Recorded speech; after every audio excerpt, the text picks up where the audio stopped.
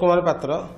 आज्ञा जो राक्षी काम केबेठार प्रस्तुति आरंभ होलानी केते बाट गलानी एवं कोन यार प्रकृति में रही केमती तैयारी हुई प्रस्तुति करी महाप्रभु को राखी प्रस्तुति कम चिता लगी 2 दिन पर प्रस्तुति कम आरंभ होलानी। यह वर्तमान शेष पर्यायर पहुँचलानी आ 2 दिन मध्य यह संपूर्ण हो केमती प्रस्तुत हुए कौन प्रस्तुत हुए कौन हुए कौन परिमापक थाए मपा माने केते बड़ हुए ये बासुंगा पाटरे 4टी राखी प्रस्तुत होता है। 4टी गुआमाल प्रस्तुत करा जाय थाए। यह सर्वप्रथम बासुंगा पाट को 4टा कलर विभक्त करा जाय नाली नेली बैगणी हलदिया रे रंग दिया जाय थाए। मो जो डोर गुड़ी रही डोर विभिन्न अलग अलग रंग रही राखी बांधिबा डोर सेटा राखी बांधिबा डोर मध्य 4टी कलर रे करा जाय थाए। गोटे माଳ 54टी गुआरे गोटे माଳ होता है। एपरी 4टी कलर 4टा गुआमाल होता है।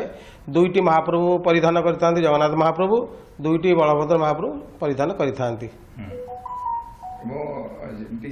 कहले गोटे निष्ठार सहित करने पड़ो जेहेतु अनेक दिन काम ये केते परिश्रम लगे केते समय लगे कौन रही है यह निष्ठा सहित आम कर दिन को 4-5 घंटा समय एथरे दे था कि 10-12 दिन संपूर्ण होता है।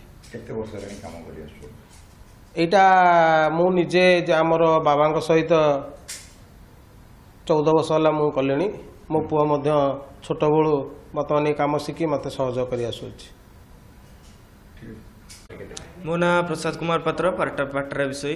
अच्छा कौन केमती लगुच जेहेतु राखी दिया प्रस्तुत करुँच महाप्रभु पाखे राखी की दि ये बड़ कथा न प्रथम तो या बासुआ पाटरे प्रस्तुत कराए ये 4टी कलर कराए 4टी राखी कराए और 4टी राखी करी 4टी गुआमाल हुए 4टी गुआमाल गोटे गुआमाल 54 गुआटी रही 4टी गुआमाल हुए।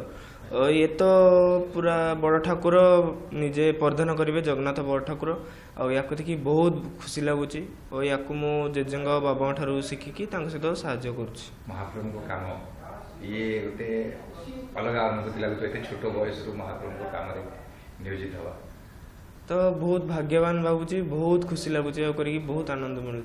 केते वर्ष धरी कलनी या मु बहुत छोट वर्ष कले 8-10 वर्ष हम जेजे बाबा सहित मिसिकी साहाय्य कर।